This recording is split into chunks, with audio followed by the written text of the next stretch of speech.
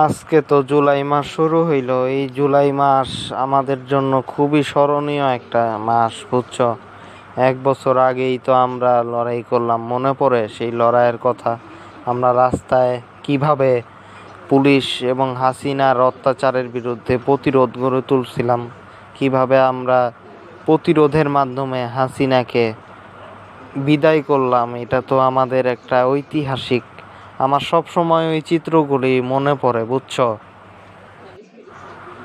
ভাই, আমারও মনে পড়ে। আমিও মাদ্রাসার পরীক্ষা থুয়া গেছিলাম।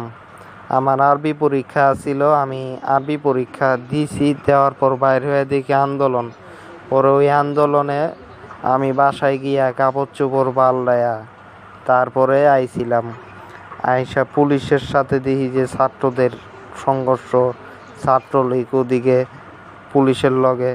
তো আমিও এইটাতে ছিলাম ছাত্রদের সাথে। একদম একেবারে কঠিন একটা পরিস্থিতি গেছে ভাই।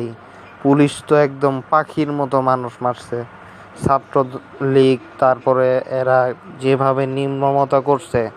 আমি মূলত বাইর হয়েছিলাম ওই যে ঢাকা বিশ্ববিদ্যালয়ের যে মেয়েগুলিরে মারছিল, এটা একটা বইন মনে কইরা বাইর হইছিলাম, বুঝছো? খুব মনে পড়ে এই কথাগুলি।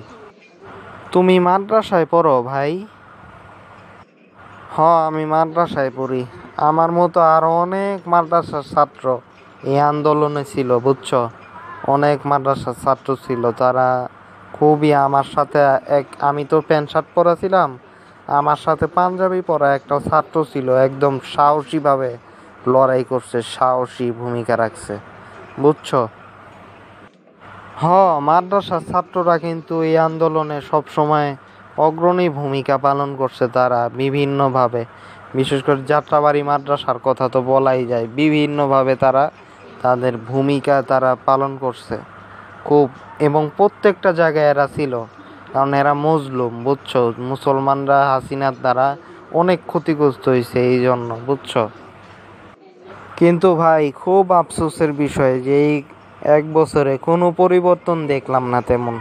কিছু পরিবর্তন ইউনুস করছে, ঠিক আছে, এবং কিছু ক্ষেত্রে আমাদের কিন্তু ভালো হয়েছে। যেমন ইউনুসের আমলে আমরা ঈদটা মুসলমানরা ভালোভাবে পালন করতে পারছি, এটা ঠিক। কিন্তু ভাই, আমরা যে মাদ্রাসা ছাত্র, আমরা যে আন্দোলন করছি, আমরা একজন সরকারের পাঠ হইতে পারি নাই। একজন আলেম হইছে, আমাদের একজন উস্তাদ, তিনি হইছে এতটুক, কিন্তু আমরা না। কিন্তু ছাত্ররা দেখেন, এবং কি বেসরকারি ইউনিভার্সিটির ছাত্রর কথাই দেখেন। এবং কিন্তু পাবলিক বিশ্ববিদ্যালয়ের ছাত্ররা কয়েকজন সমন্বয় করেই মন্ত্রী হয়ে গেছে গা। তাইলে দেখেন কি অবস্থা। চাকরি বাকরির অবস্থা ওই উন্নতি হয় নাই আমাদের তেমন কোনো কিছুই না, আমরা উপেক্ষিত সব জায়গায়। আসলেই, কারণ আমিও খেয়াল করে দেখছি যে রাজনীতি থেকে শুরু করে সব জায়গায় মাদ্রাসা ছাত্রদেরকে মূল্যায়ন করা হয় নাই তেমন, এবং খুবই তাদেরকে উল্টা বিভিন্নভাবে ক্ষতিগ্রস্ত করা হয়েছে। এখনও অনেক আলেম জেলে, এখনও অনেক আলেম জেলে আছে, এবং বিভিন্ন বিচারের নামে তাদেরকে ছাড়া হয় নাই। এবং উল্টো হিন্দুত্ববাদীরা, এই যে বিভিন্ন প্রশাসনে হিন্দুত্ববাদীরা এখনও বসে আছে, নতুনভাবেও তারা নিয়োগ পাইতেছে এই সরকারের সময়, কিন্তু মাদ্রাসার ছাত্র না। এই হইছে অবস্থা।